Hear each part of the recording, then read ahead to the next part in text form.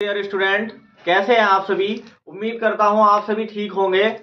आज हम फिर आपके लिए नया टॉपिक लेकर के आए हैं, फ्यूचर इंडेफिनिट टेंस। आज हम जानेंगे इसकी पहचान क्या होती है और इसकी एक्टिव से पैसिव वॉइस कैसे बनती है।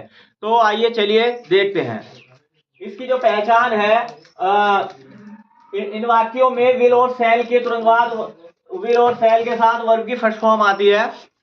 इसके जो नियम है एक्टिव से पैसिव वॉइस बनाने के नियम, सब्जेक्ट को ऑब्जेक्ट में तथा ऑब्जेक्ट को हम सब्जेक्ट में बदलते हैं। जैसे कि आप और जो टेंस है, सभी टेंस, जितने भी टेंस हैं सभी में यही नियम लगता है कि सबसे पहले कि सब्जेक्ट को हम ऑब्जेक्ट में बदल दें और ऑब्जेक्ट को हम सब्जेक्ट में बदल दें। इसके पश्चात क्या करेंगे, हम इन वाक्यों में विल और शैल के पश्चात बी लगाते हैं। मैंने आपसे बताया है और आपको पता भी होगा कि आई और वी के साथ सेल लगाते हैं और से सभी जितनी भी और सब्जेक्ट हैं उन सभी के साथ विल लगाते हैं। वर्ब की थर्ड फॉर्म लगाते हैं। जितनी भी टेंसेस की पैसिव वॉइस बनती है सभी में वर्ब की थर्ड फॉर्म ही लगती है। अब निगेटिव सेंटेंसेस में सेल नॉट बी, यानी कि सेल और बी के बीच में नोट लगता है। यदि नेवर आएगा तो नेवर भी सेल और बी के बीच में लगेगा, विल और बी के बीच में लगेगा। ठीक है।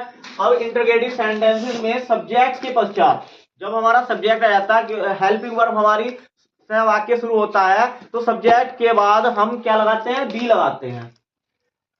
अब हु को हम बाई हु में बदलते हैं, है ना। और शेष क्वेश्चन वर्ड ऐसे ही रहते हैं जिस तरीके से है।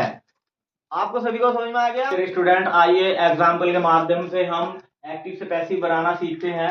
आज का हमारा टॉपिक है फ्यूचर इंडेफिनिट टेंस। चलिएगा, आइए देखिएगा। हमारा पहला जो नियम है वो ये है कि हम सब्जेक्ट का ऑब्जेक्ट बना देते हैं और ऑब्जेक्ट का सब्जेक्ट बना देते हैं।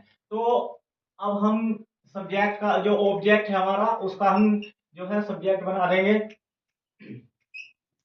और आपको मैंने बताया था कि आई और वी के साथ ही सेल आता है, बाकी शेष सभी कर्ताओं के साथ विल आता है। तो हम यहाँ विल लगाएंगे और विल के साथ पैसिव वॉइस बनाते समय यहाँ बी आ जाएगा आपका।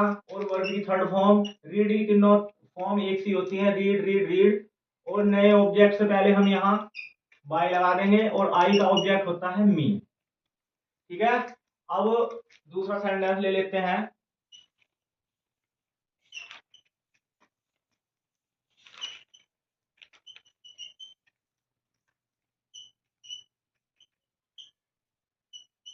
Ram will not go to Bijnor. अब इसको बनाएंगे तो इसमें ऑब्जेक्ट को हम सब्जेक्ट बना देंगे। बिजनौर हमारा सब्जेक्ट के रूप में आ जाएगा और इसके पश्चात विल लगाएंगे। इसके पश्चात हम नॉट लगाएंगे, नॉट के बाद हम बी लगाएंगे और वर्ब की थर्ड फॉर्म रखेंगे। गो की थर्ड फॉर्म होती है गोन, टू बाई। और इसके पश्चात हमारा जो सब्जेक्ट आया है उसका हम ऑब्जेक्ट बना देंगे। ठीक है। अब हम एक हेल्पिंग वर्ब जो शुरू में आती है उससे ले लेते हैं एक sentence. Will they not walk in the park।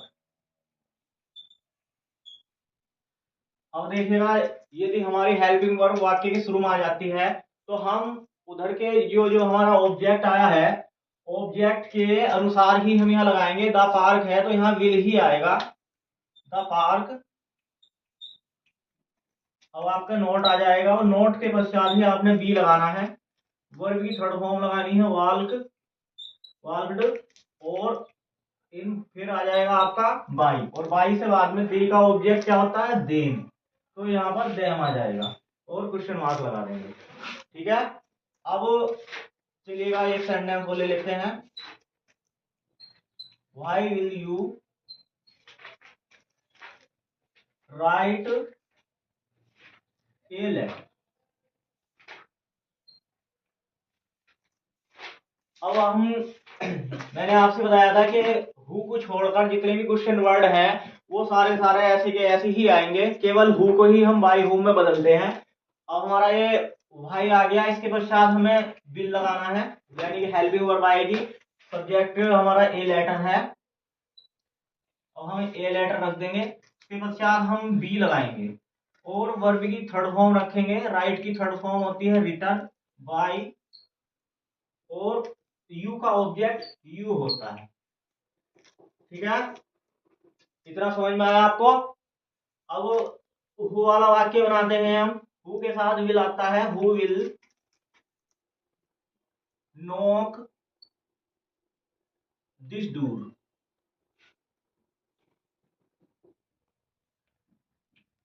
ये क्वेश्चन मार्क लगा दिया हमने। तो हु वाले सेंटेंस को मैंने आपसे बताया था कि बाय हुम से बनाते हैं।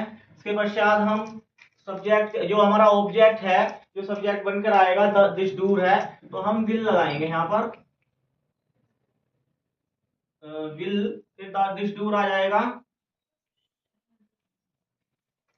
फिर नॉक बी आ जाएगा, बी के पश्चात बी आएगा, फिर वर्ब की हम थर्ड फॉर्म लगा देंगे नॉक्ड, लास्ट में क्वेश्चन मार्क। तो आई होप आपको समझ में आया होगा। ये जो है फ्यूचर इंडेफिनिट टेंस की एक्टिव से पैसिव वॉइस है। उम्मीद करता हूं इसी के साथ हम अपना सेशन समाप्त करते हैं। धन्यवाद।